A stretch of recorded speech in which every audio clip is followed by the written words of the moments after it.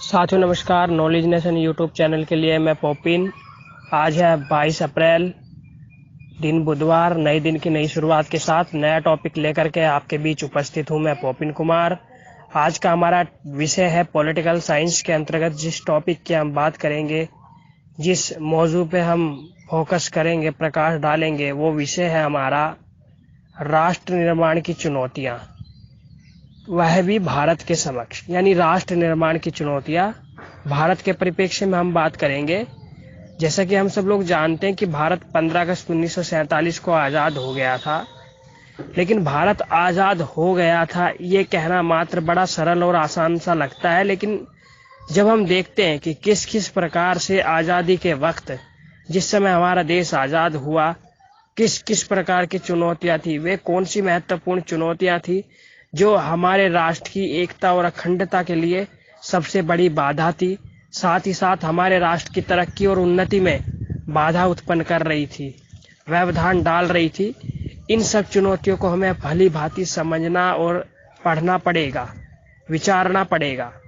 यहाँ पे मैं जिस समस्याओं की बात करूंगा, वे समस्याएं उतनी आसान लगती है सुनने में, लेकिन उनका समाधान करना उतना ही जटिल एवं कठिन होता है, मुश्किल होता है। जैसा कि हम लोग जानते हैं कि देश आजाद तो हुआ 1947 में। आजादी की लड़ाई लड़ी भारतवंशियों ने, भारतीयों ने अंग्रेजों के विरुद्ध, चाहे असहयोग आंदोलन हो, सविनय अवज्ञा हो, भारत छोड़ो आंदोलन हो, या फिर दूसरे विश्व युद्ध के बाद उपजी परिस्थिति, कैबिनेट मिशन और उसके बाद फिर माउंटबेटन योजना के तहत भारत को आज़ादी 1947 में मिल गई। इस आज़ादी की कीमत हमने बहुत अधिक बलिदान और त्याग के जरिए चुकाई। बहुत अधिक बलिदान दिया हमने, त्याग किया, तब जाकर के आज़ादी आई। लेकिन जिस समय हमारा देश आज़ाद हुआ, उस समय जो आज का भारत हमें कश्मीर से कन्याकुमारी तक दिखाई देता है, ये भारत वो भारत नहीं है जो हमें 1947 में मिला। अपितु हमें बंटवारे के साथ, विभाजन के साथ आज़ादी मिली। और वह आज़ादी केवल दो मुल्क पाकिस्तान और भारत को नहीं मिली, अपितु भारत और पाकिस्तान के साथ साथ उन 565 राज्य रजवाड़ों को भी मिल गई जो वर्तमान के भारतीय भूभाग में उपस्थित थे। यानी कि इन 565 राज्य और रजवाड़ों को भी अंग्रेजों ने कह दिया, भारत की आज़ादी के साथ ही आप भी हमसे आज़ाद हुए। आप अपनी इच्छा अनुसार भारत और पाकिस्तान दोनों में से किसी भी संघ में शामिल हो सकते हो, या स्वयं में भी स्वयंभू होकर के प्रभु सत्ता के साथ अपने नव राष्ट्र का गठन कर सकते हैं। ऐसे में राष्ट्र निर्माताओं के सामने चुनौतियां और अधिक बढ़ गई, क्योंकि जिस भारत के लिए आज़ादी की लड़ाई लड़ी गई थी, उस भारत का सपना आंखों से ओझल होता नजर आ रहा था।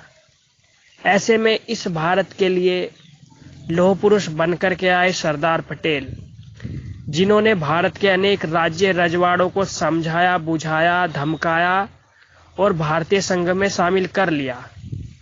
इसके बाद भी भारतीय भूभाग के 3 राज्य या रियासत अपने आप को प्रभु संपन्न घोषित करने में तुले हुए थे, जिनके मन में कुछ अंग्रेजों ने जोत जलाई और कुछ उन राज्य रजवाड़ों के मंत्रियों ने जोत जलाई कि आप आज़ाद भी रह सकते हैं, जिसमें कि कश्मीर के राजा हरि सिंह और जम्मू और कश्मीर, निज़ाम ऑफ हैदराबाद का निज़ाम उस्मान अली और उसका सेनापति कासिम रिजवी, साथ ही साथ जूनागढ़ का निज़ाम यानी रियासत ऑफ जूनागढ़। ये 3 जो राज्य रजवाड़े थे, इनका तो हम सबको पता है। इसके अतिरिक्त जैसलमेर के राजा हनुमंत सिंह, यानी कि वहां के जो राजकुमार थे, भावी राजा थे, वो पाकिस्तान के साथ जाना चाहते थे, लेकिन सरदार पटेल के समझाने बुझाने के बाद वो भारत संघ में शामिल हो गए। इसके बाद जूनागढ़ की 90% जनसंख्या हिंदू थी, 10% मुसलमान, लेकिन निज़ाम मुसलमान था। परिणाम ये हुआ कि वहां पे जनमत संग्रह हो गया और वहां की जनसंख्या ने भारत संघ में रहने का फैसला किया। जूनागढ़ का भारत में विलय हो गया और निजाम पाकिस्तान भाग गया। इसके बाद 1948 में सैन्य कार्रवाई के द्वारा निजाम ऑफ हैदराबाद यानी हैदराबाद रियासत का भारत में विलय किया। सरदार पटेल जी के नेतृत्व में भारतीय पुलिस और सेना ने ऑपरेशन पोलो चलाया, जिसके तहत भारत संघ में हैदराबाद शामिल हो गया। और ये हैदराबाद आज का हैदराबाद नहीं था, इसमें मध्य प्रदेश का नेमाड़ खंड, महाराष्ट्र का नागपुर क्षेत्र, गुजरात का मालवा क्षेत्र, वर्तमान का आंध्र प्रदेश और तेलंगाना, ये क्षेत्र इसके अंतर्गत आया करता था। वह सब इसके बाद भारत का अभिन्न अंग बन गया। इसके बाद रामपुर के नवाब और भोपाल के नवाब को भी भारत संघ में शामिल कर लिया। रहा कश्मीर का विषय, कश्मीर पर 1948 में पाकिस्तानी फौजों ने आक्रमण कर दिया और ये फौजें कबाइलियों के रूप में थी। पाकिस्तान की प्रॉपर आर्मी नहीं थी, इनको कबाइलियों का नाम दिया, लेकिन मूल रूप से पाकिस्तान की सेना ही कश्मीर को हड़पने के लिए जंग लड़ रही थी। संकट में अपने राज्य और रियासत को देख हिंदू राजा हरि सिंह ने कश्मीर का विलय भारत संघ में कर दिया, परंतु भारत के प्रधानमंत्री पंडित नेहरू ने कहा कि जैसे ही पाकिस्तान अधिकृत कश्मीर खाली हो जाएगा और भारत की कश्मीर से भी फौजी को हटा लिया जाएगा, केवल वहां शांति सेना रहेगी भारत की और कश्मीर में जनमत संग्रह होगा। ये बयान उन्होंने रेडियो के जरिए दे दिया, तो कश्मीर का पेंच उलझ गया। हालांकि कश्मीर का 60% हिस्सा भारत में रह गया और 40% पाकिस्तान में चला गया। आज तक भी कश्मीर विवाद का विषय बना हुआ है। भारत का मानना है कि कश्मीर भारत का अभिन्न अंग है और वह कश्मीर में जिसमें गिलगिट बल्टिस्तान और पीओके आता है, वहीं पाकिस्तान का मानना है कि मुस्लिम बाहुल्य कश्मीर होने की वजह से कश्मीर पाकिस्तान को मिलना चाहिए था। चलिए, ये जो राष्ट्र निर्माण की चुनौतियां थी, इसमें राजनीतिक तौर पर एक प्रभुत्व संपन्न भारत का गठन हो गया, जिसमें 565 राज्य रजवाड़ों को मिला करके वर्तमान के अखंड भारत की परिकल्पना संभव हो पाई, उसे साकार किया गया और सरदार पटेल जी की इसमें बहुत बड़ी भूमिका रही। इसके बाद हमारे संविधान निर्माता संविधान का निर्माण भी कर रहे थे और संविधान निर्माण करते समय अनेक प्रकार की चुनौतियां थी।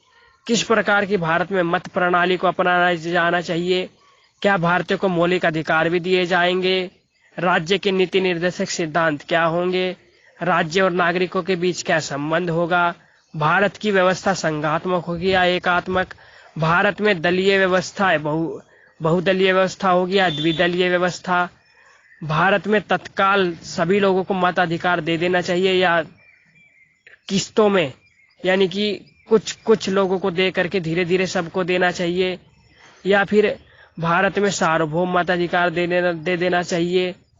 इसके अतिरिक्त भारत की अर्थव्यवस्था किस प्रकार की होगी, मिश्रित होगी या पूंजीवादी या केवल साम्यवादी, आदि आदि प्रकार के प्रश्न जो है वो राष्ट्र निर्माण के सामने चुनौतियां थी। ये सब चैलेंज थे। इसी संदर्भ में हमारे प्रथम प्रधानमंत्री नेहरू जी ने कहा कि भारत को जो यह प्राप्त हुआ है, यह भाग्यवतु से चिर प्रतिष्ठित भेंट के रूप में हमें भारत की आज़ादी प्राप्त हुई है। अर्थात आज़ादी की दुल्हन जो है वो बड़े ही संघर्ष के बाद हमें मिली है। अब हमारा काम है कि हम इसको सजा करके और संवार करके रखें, साथ ही साथ इसे और निखरने का मौका दें। तो ऐसे में जो मुख्य चुनौतियां थी, सबसे पहले राष्ट्र का गठन तो हो गया। अब इस राष्ट्र के सामने जो चुनौतियां भुखमरी, गरीबी, निरक्षरता, नियोजित विकास आदि आदि की जो चुनौतियां थी, वो कैसे संभव हो, उनको कैसे वो किया जाए, क्योंकि हमारे यहाँ आबादी जो है वो 50% क्षमा चाहता हूँ, हमारे यहाँ की जो आबादी थी वो लगभग 17.2% पढ़ी लिखी थी, शिक्षित थी।